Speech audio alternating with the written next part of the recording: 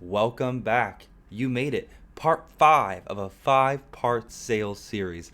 In this video, I'm going to be talking about how somebody who leads with dominant, influencing personality characteristics achieves a high level of success in sales.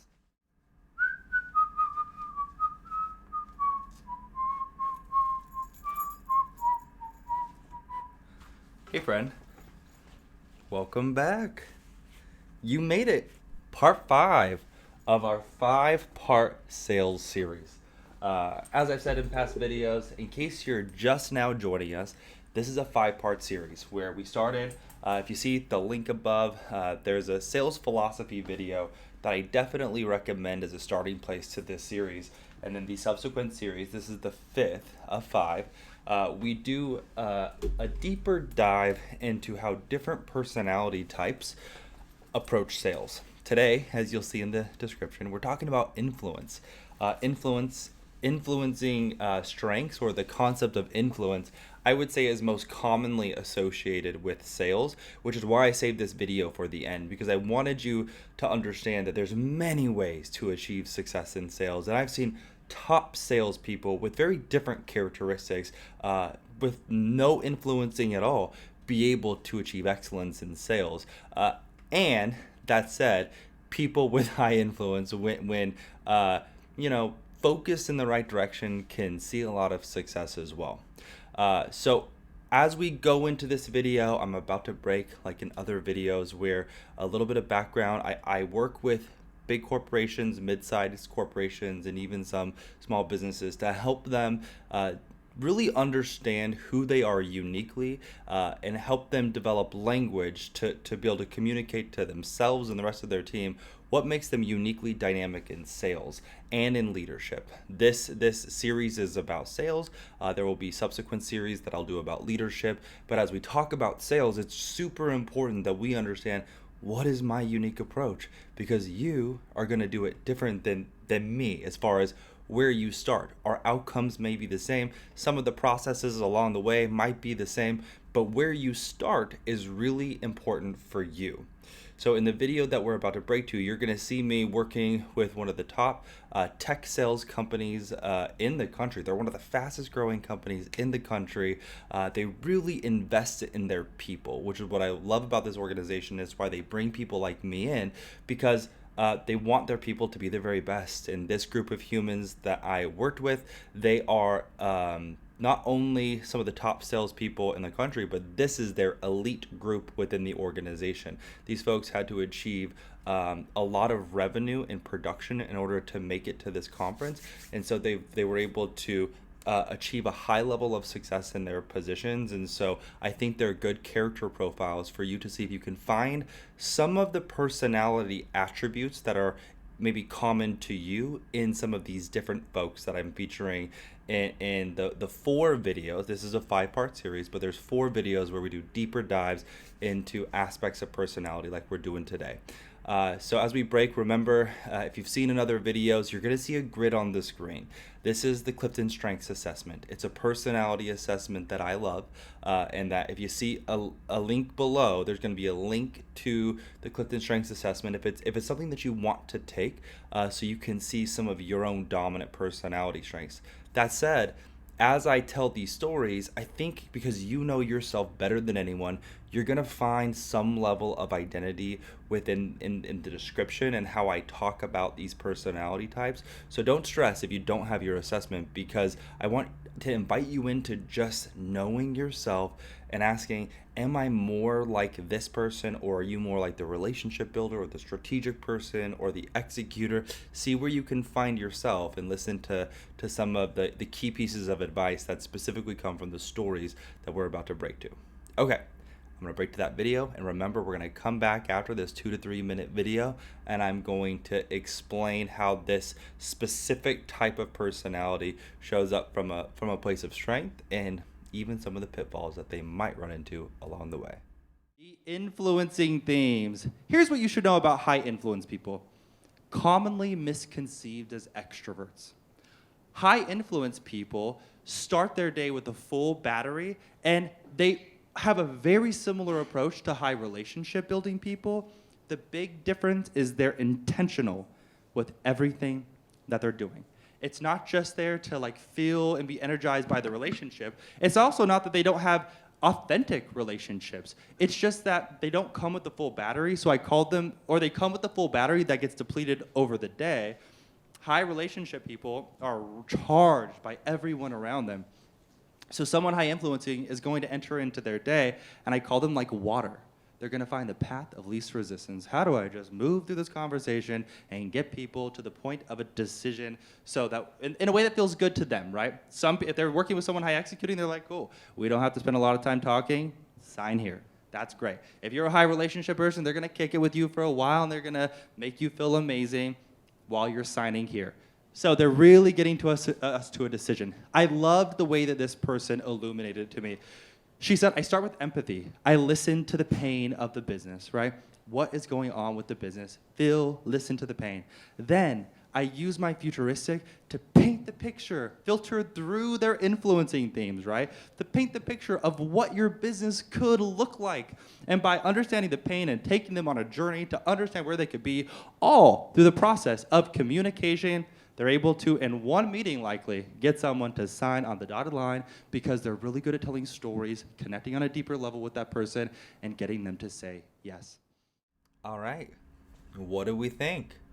High influence people, right? This is our fifth part of a 5-part series. Thanks again for joining me on this journey.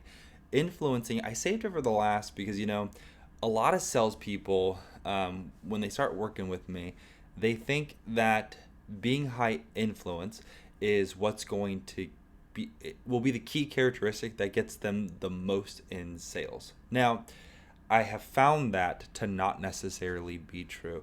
I have seen top salespeople across many different teams with many different dominant characteristics. Now, what I'll say about people with very dominant influencing themes is a lot of the stuff that I said in the video, right? They're showing up and they're being whatever they need to be in the moment is what a lot of the stories that I've heard from people with these dominant characteristics. When they're going to tell a story, the story that they're telling is intentionally guiding you towards a buying decision, right? And that's not a bad thing. We're here with a purpose, right? Selling, there is a purpose behind what we're doing, which is to have a conversation about your needs and to meet those needs. And typically when you work for an organization and you're meeting with a prospective client or an existing client that you're trying to deepen the relationship with, those people know you're there to talk to them about a product. So these folks, they just cater the whole conversation. If they're telling stories, it's meant to either make you feel a certain way or it's meant to guide you towards a buying decision.